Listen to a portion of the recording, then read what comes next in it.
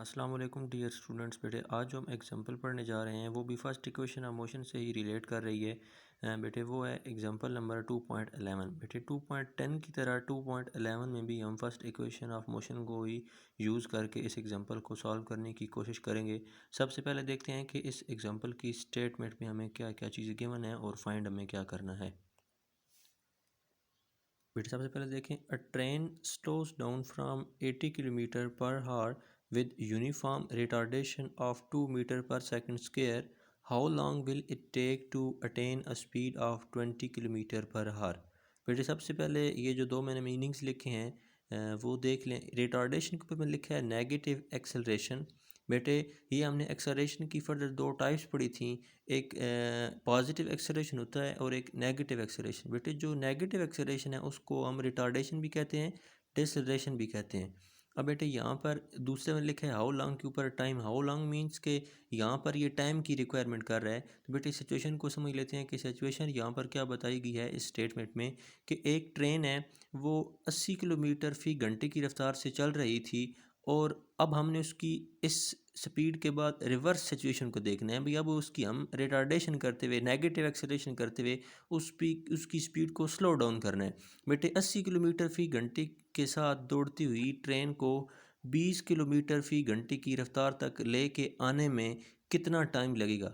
बेटे याद रखना है कि इस स्पीड में जो हम कमी कर रहे हैं, इस कमी के दौरान जो एक्सेलरेशन रहा है वो बेटे यूनिफॉर्म था। यूनिफॉर्म होने का मतलब है कि इक्वल था, कांस्टेंट था। अब बेटे यूनिफॉर्म और कांस्टेंट जो था वो उसकी वैल्यू कितनी थी, 2 मीटर पर सेकंड स्क्वायर। अब बेटे माइनस या नेगेटिव या रिटार्डेशन क्यों है, क्योंकि हम यहाँ पर स्पीड को स्लो डाउन करवा रहे हैं, स्पीड को डिक्रीज कर रहे हैं। बात समझ लग कि बेटे 80 से 20 आ रहे हैं। अब बेटे अगर यूँ होता ना कि हम 20 से स्टार्ट लेकर 80 की तरफ जा रहे होते और एक्सेलरेशन यूनिफॉर्म ही होता, तब यहाँ पर हम रिटार्डेशन की बजाय टर्म यूज़ करते सिर्फ एक्सेलरेशन।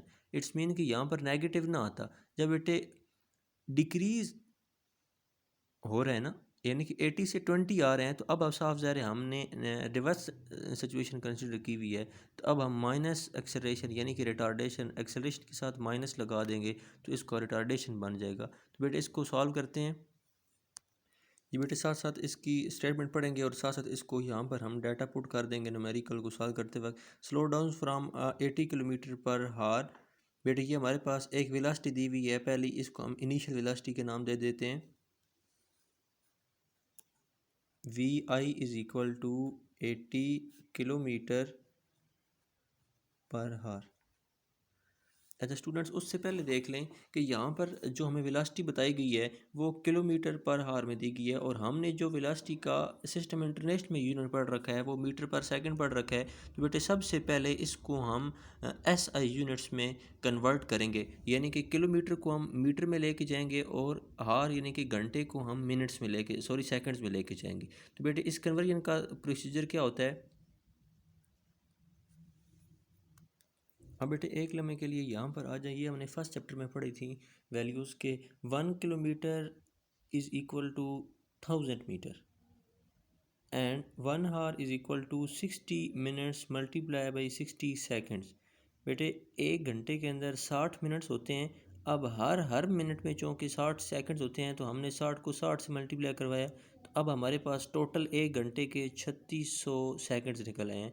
तो बेटे अब ये कन्वर्जन में इस्तेमाल करनी है चीज़ें, तब यहाँ पर लिखी हैं और आप लोगों ने भी कापीज़ के ऊपर ये 3 डॉट्स लगा कर लाजमी लिखना है साथ में जी। 1 kilometre is equal to 100 metre and 1 hour is equal to 3600 seconds.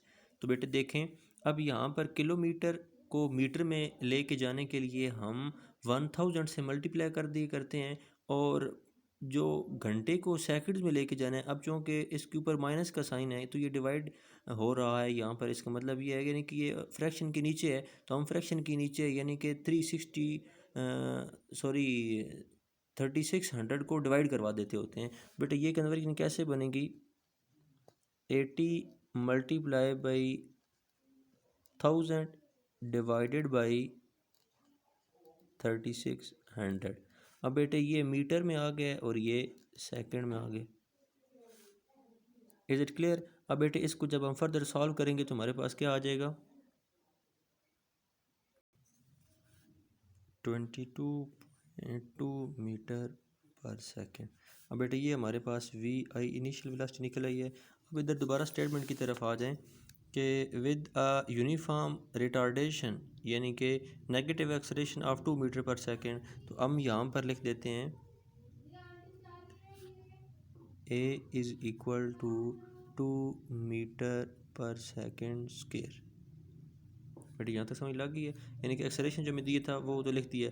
अब बेटे यहाँ पर सवाल पैदा होता है कि यहाँ पर एक्सेलरेशन नहीं बल्कि नेगेटिव एक्सेलरेशन है, इट्स मीन के रिटार्डेशन है। तो बेटे रिटार्डेशन की जब टर्म आ जाए तो हम एक्सेलरेशन की वैल्यू के साथ माइनस लगा देते हैं, तो इट्स मीन्स कि अब ये एक्सेलरेशन नहीं बल्कि रिटार्डेशन है या नेगेटिव एक्सेलरेशन कहेंगे।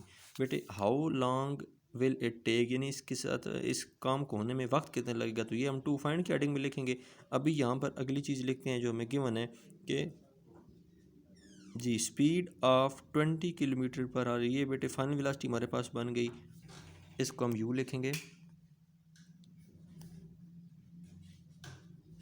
We f is equal to 20 kilometre per hour. अब बेटे अगेन वही प्रोसीजर करना पड़ेगा, क्योंकि ये एस आई यूनिट्स में नहीं है, यानी कि ये किलोमीटर पर आवर है और हमारे पास इससे मीटर पर सेकंड्स में होना चाहिए। तो यही प्रोसीजर दोबारा हम अगेन रिपीट करेंगे, यानी कि 20 multiply by 100 metre divided by 36 seconds, 3600 seconds. तो बेटे अब इसको जब सॉल्व करेंगे तो इसका आंसर हमारे पास आ जाएगा ऑलमोस्ट 5.6 मीटर पर सेकेंड। ये बेटे हमारे पास क्या आ गया, फाइनल वेलोसिटी। अब बेटे यहाँ पर मैंने अभी जो सॉल्व किया है वो इनके नाम लिखने के बगैर किया है, लेकिन आप लोग इनके नाम लिखेंगे इस तरीके से। जी बेटे मैंने इनिशियल वेलोसिटी के पीछे लिख दिया इनिशियल वेलोसिटी, एक्सेलरेशन के पीछे ये नेगेटिव एक्सेलरेशन है, या लिखेंगे नेगेटिव एक्सेलरेशन या लिख देंगे रिटार्डेशन।